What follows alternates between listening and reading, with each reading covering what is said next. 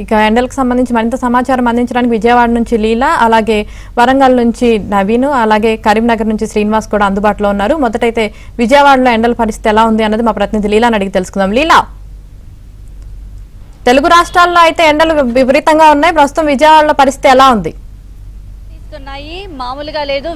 ఎండల తాటికైతే మాత్రం విజయవాడ నగరవాసులు బయటికి రావాలంటేనే అల్లాడిపోతున్నారు. ఉదయం 8 గంటల నుంచే వేడి స్టార్ట్ అవుతుంది. అయితే 10 గంటల సమయానికి నడినెత్తికి సూర్యుడు వస్తున్నాడు. ఇంకా 10 గంటల నుంచి కూడా బయటికి రావాలంటే విజయవాడ నగరవాసులు బెంబెల్లెత్తిపోయే పరిస్థితి నెలకొంది. ఇప్పుడు ప్రధానంగా ఉన్నటువంటి ఇందిరాగాంధీ స్టేడియం బందర్ రోడ్లో మనం ఉన్నాము. ఇక్కడైతే మాత్రం చూడొచ్చు, నిత్యం రద్దీగా ఉండేటటువంటి రోడ్డు కూడా ఎలాగ విలవిలబోతుందని మనకు కనిపిస్తుంది. రోడ్లో కూడా పెద్దగా ట్రాఫిక్ కూడా మనకి కనిపించడం లేదు. అత్యవసరం అయితే తప్ప ఎవరు కూడా బయటికి రాలేనటువంటి పరిస్థితి నెలకొంది.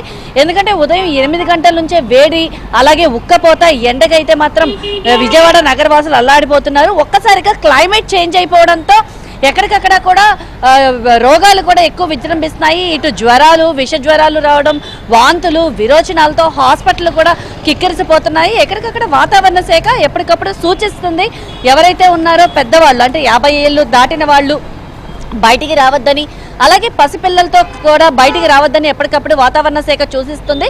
ఎందుకంటే ఇంత ఎండ నమోదవ్వడం అనేది విజయవాడలో మామూలుగానే ఎండల తీవ్రత ఎక్కువగా ఉంటుంది. చుట్టూ కొండ ప్రాంతాలు ఉండడంతో ఎండల తీవ్రత ఎక్కువగా ఉంటుంది. అయితే దీనికి తోడు ఈ ఏడాది ఎండలు అధికంగా నమోదవచ్చని ఇప్పటికే వాతావరణ శాఖ సూచించడంతో ఎక్కడికక్కడ ప్రికాషన్స్ తీసుకోమని కూడా చెప్తున్నారు. చూడొచ్చు, రోడ్డు మొత్తం ఎంత ఖాళీగా ఉంది, ఎంత నిర్మానుషంగా ఉంటుందని తెలుసుకోవచ్చు. ఇది బందర్ రోడ్డు, నిత్యం రద్దీగా వాహనాలతో రద్దీగా ఉన్నటువంటి ఏరియా ఏ రకంగా మనకి ఖాళీగా దర్శనమిస్తున్నాయో మనకు కనిపిస్తుంది. అయితే మనకి చూసుకుంటే ప్రధానంగా స్కూల్స్, అంటే విద్యార్థులకి ఫైనల్ ఎగ్జామ్స్ నడుస్తున్నాయి. అయితే ఫైనల్ ఎగ్జామ్స్ నడవడంతో ఖచ్చితంగా తప్పని పరిస్థితుల్లో చిన్నపిల్లల్ని, అంటే ఎల్కేజీ వాళ్ళకి, యూకేజీ వాళ్ళకి, అలాగే 10th క్లాస్ ఎగ్జామ్స్ త్వరగా పెట్టడంతో ఎల్కేజీ నుంచి లోయర్ క్లాసెస్లో ఉన్న వాళ్ళందరికీ కూడా హాఫ్ డే స్కూల్స్ పెట్టడం, అలాగే మార్నింగ్ 8 గంటల నుంచి 12 గంటల వరకు కూడా ఫైనల్ ఎగ్జామ్స్ స్టార్ట్ అవడంతో విద్యార్థులు కూడా తీవ్ర ఇబ్బందులు గురి అవుతున్నారు. ఈ టైంలో పిల్లల్ని తీసుకొని స్కూళ్ళు వదిలేస్తే వాళ్ళని తీసుకొని ఇళ్ళకి వెళ్ళడానికి కూడా పేరెంట్స్ కూడా అంతే ఇబ్బందులకు గురి అవుతున్నారు. ఎక్కడికక్కడ గ్రామీణ ప్రాంతాల్లో కూడా చూసుకుంటే విద్యుత్తు సరఫరా అనేది మనకి కొరవగానే కనిపిస్తుంది. విద్యుత్తు అంతరాయం వల్ల కూడా ఎక్కడికక్కడ విద్యుత్తు సరఫరా నిలిపివేయడంతో కూడా గ్రామీణ ప్రాంతాల్లో ఉన్న వాళ్ళు చాలా ఇబ్బందులకు గురి అవుతున్నారు. అలాగే ఎవరైతే దూర ప్రయాణాలు, అంటే ఎక్కడికైనా టూర్స్ కానీ దూర ప్రయాణాలు కానీ ప్రయాణాలు పెట్టుకుంటే కనుక ఈ ఎండలకైతే మాత్రం దూర ప్రయాణాలు పెట్టుకోవద్దని ఇప్పటికే వైద్యులు, వాతావరణ శాఖ కూడా పూర్తి స్థాయిలో వాళ్ళందరినీ కూడా హెచ్చరించడం అయితే జరిగింది. ఎందుకంటే ఇంతటి ఎండలు, విజయవాడ పేరు చెప్తేనే ఎండలు, అలాగే ఇంతటి ఎండలు నమోదవడంతో అలాగే జిల్లా వ్యాప్తంగా కూడా విపరీతమైనటువంటి ఎండలు నమోదయ్యాయి.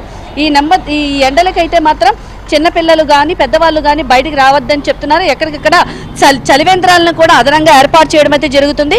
అలాగే ఎండల తీవ్రత విపరీతంగా ఉండడంతో పాటు సేద తీరేందుకు, అంటే కనీసం ఎండ తీవ్రత ఇలా ఉన్నందుకు కాసేపైనా ఎక్కడైనా సేద తీరదామంటే ఒక చెట్టు కూడా కనపడినటువంటి పరిస్థితి కనిపిస్తుంది. దాంతో నగరవాసులు తీవ్ర ఇబ్బందులు గురి అవుతున్నారు. ఈ వారం రోజుల్లోనే చూసుకుంటే గత 2-3 రోజుల నుంచి కూడా ఎండ తీవ్రత ఎక్కువగా నమోదైంది. అలాగే మనకి సుమారుగా 42 డిగ్రీల సెల్సియస్, ఈ రోజు మనం చూసుకుంటే 42 డిగ్రీల వరకు కూడా ఉష్ణోగ్రతలు నమోదయ్యాయి. 42 డిగ్రీలు నమోదవడం అంటే మామూలు విషయం కాదు. ఎండ ఏ స్థాయిలో ఉందో, ఎండ తీవ్రత ఏ స్థాయిలో ఉందో మనకి పూర్తి స్థాయిలో అర్థమవుతుంది. అందుకే పెద్దవాళ్ళు కానీ పిల్లలు కానీ బయటకు వచ్చేటప్పుడు మినిమం ప్రికాషన్స్ తీసుకోవడం, అలాగే స్కార్ఫులు కట్టుకోవడం, గోగల్స్ పెట్టుకోవడం, అలాంటి మినిమం ప్రికాషన్స్ తీసుకొని వస్తున్నారు. ఓవరాల్గా అయితే మాత్రం విజయవాడలో అయితే మాత్రం ఎండలు మండిపోతున్నాయి. ఆమెని మనకి కనిపిస్తుంది క్లియర్గా.